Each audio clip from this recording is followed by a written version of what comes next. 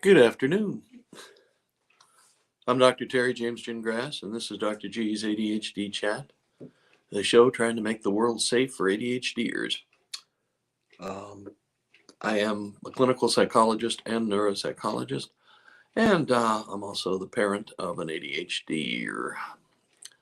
Uh, I used to say ADHD child, but he's getting of a certain age where that just doesn't apply anymore. And at the time when we were raising our ADHD, we didn't know anything about ADHD. Matter of fact, the title or the term ADHD hadn't been invented yet. So there was not a lot known about ADHD. And so we kind of had to fake it and make it, in effect. And unfortunately, we had to figure out that regular 1960s style disciplining wasn't going to work. I mean, woof. The reactions to that sort of thing were pretty amazing. But anyway, so we have developed. I got to give my wife at least half credit for this because I was working with patients, but she was the one who was on the home front, having to deal with our own little bundle of joy, and often without me being even in the same country. Okay, so the thing I'd like to talk about today is holidays. The holidays are both, well, they're supposedly a time of joy and reflection and all that good stuff. They also,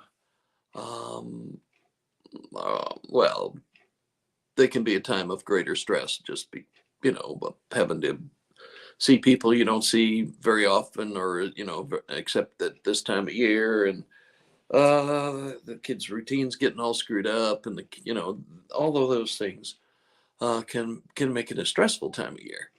But I invite you, as a ADHD parent, and therefore a proven survivor and ornery person, you pretty much have to be, to use the time to observe.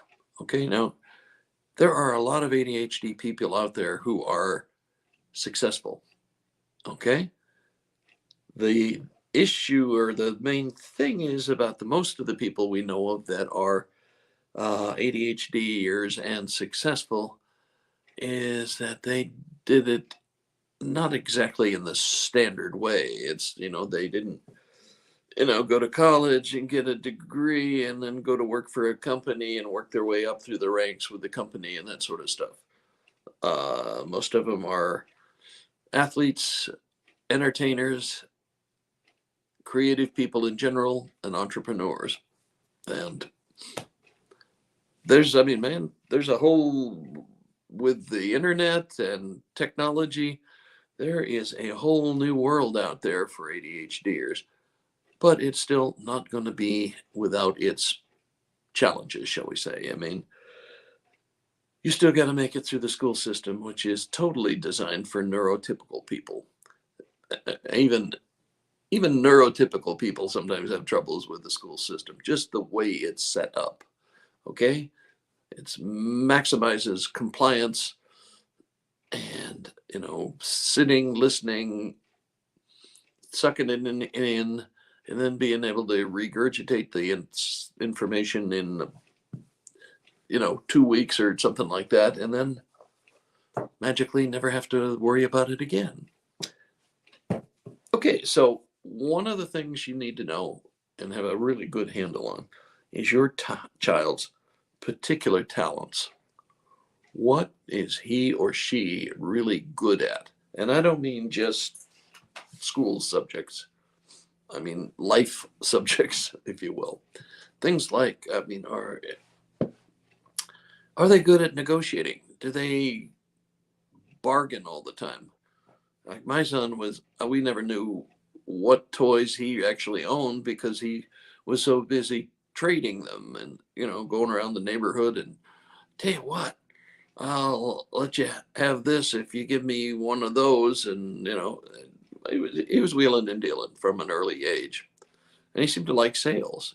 He sold candy for his brother. His brother was a typical second born child, kind of reticent, that is to say, a little bit shy. And he would, what was it? He would give my youngest, my ADHDer, his, uh,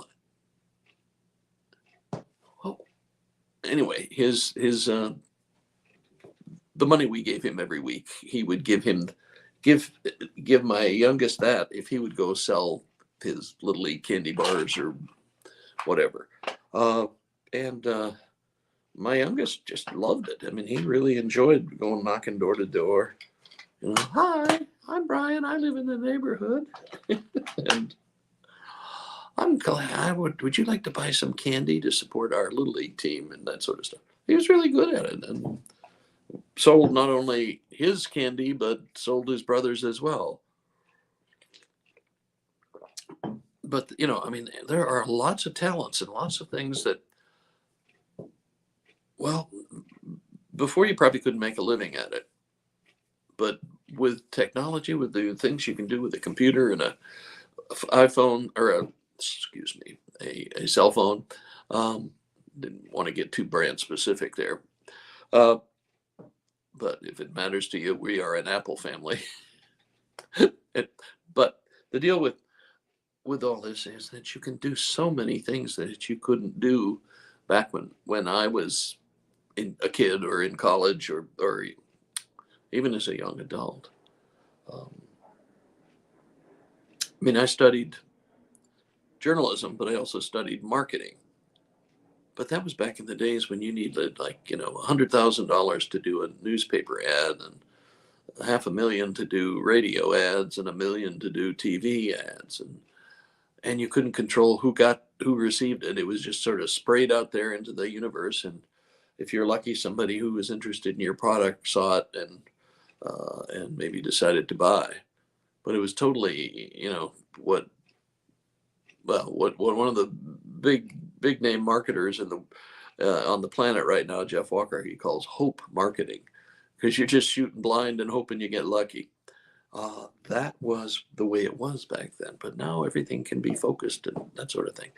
But getting to the point, which is, what do you do with this time around the holidays when you probably have more time with your child? And I'm telling you that you would be wasting it if you don't use it as an opportunity to observe, so that you know what his or her strengths are. What are they really good at? What do the other kids look to them to do? Uh, what do they do for pleasure, for fun? I and it can be even computers now. You've people worry about computers and the number of hours that people spend on video games and all that, and I think that's relevant. I think you need to make sure that they don't just spend all their time shooting demons and whatever else they've got on some of these games. But I know a guy who was a neighbor, left him a computer for 2 weeks while they went on vacation, and he learned how to program the thing while they were gone.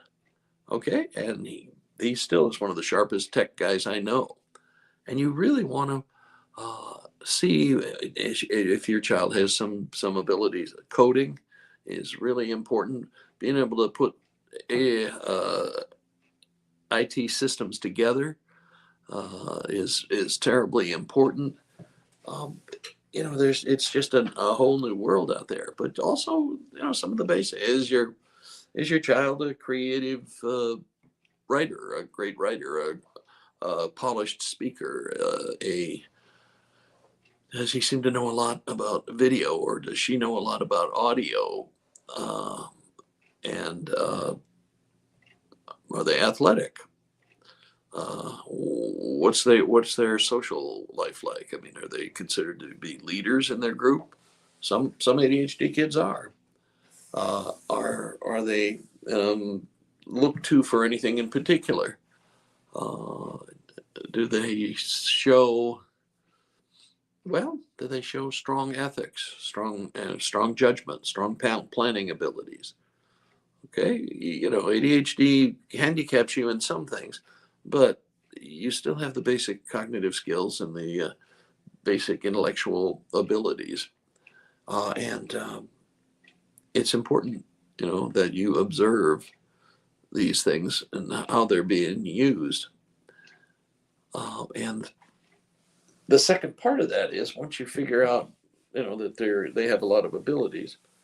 Um, and I also would recommend that you consider, you just don't have to, but you could consider um, getting the values in action is what it's a questionnaire, and they have it. It goes down for kids and all the way up to adults, and it's kind of interesting. As you take it's about 200 questions, and you finish. Well, that's for the adult form. You finish that, you push the button, it scores it instantly and gives you feedback on what your interests are, what your values are, what your strengths are. And from there, you can, help yourself figure out where you're going in life and if you're in the right path. Fascinating. I've taken it a number of times. I get the same thing every time. Um, but um, but it's important, and it's something that could be helpful for your child.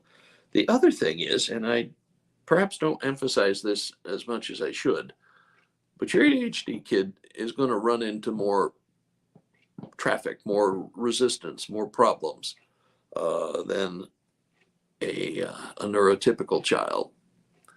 Just by the nature of the way the system is structured is not exactly designed for ADHD type brains. So he's going to have to, or she's going to have to learn how to tolerate, you know, handling difficult situations. And um, so you want an incredibly high level of confidence or resilience, whatever you want to call it. Now, for those of us who are raised at a certain age or certain time, and uh, we were, our parents were petrified that we would be smug and overconfident and braggarts and that sort of stuff. I'm not sure why that was the main thing they worried about, but good Lord, there was enough going on that was more serious and more likely to cause a problem. But I can still remember getting, "Who do you think you are?" And I was like, "Whoa." That was my dad's way of putting me in my place. The thing is, though, we have more troubles with people who are lacking in confidence than we are with people who've got too much false confidence. And matter of fact, it's probably they have false confidence or braggadocio or whatever you want to call it, because secretly they're insecure. A little too Freudian, but that's the way it goes sometimes. So your job, though, is you've got to try to encourage this kid. That you've got to try to build their ego up. You have to try to make them resilient. Being able to fall on their butts and get back up and try again. That's probably the biggest part of your job. And I would posit that it's may well be the most important thing for you to teach your children. So, um, so the message basically is use the time to observe, make sure you know their strengths, give the VIA a try, and also work on building their self-confidence. Do some, walk them through some things when stuff doesn't go very well. Explain to them that everybody has some problems sometimes and makes some mistakes and has some failures, sometimes spectacular failures. But you don't let that stop you. You have to get up and go and try again with hopefully a new perspective because you learned something from it. And those are two. If you do that over the holidays, if you do that, you will That would be quite an accomplishment. I understand this is a more long-term thing than that, but it is a extremely important thing. You know your child, and you encourage him or her. Okay, I am just about out of new information, so I'm going to let you go. And remember, this is Dr. G's ADHD Chat. I'm Dr. Terry James Gingrass. My website's terrygingrassphd.com.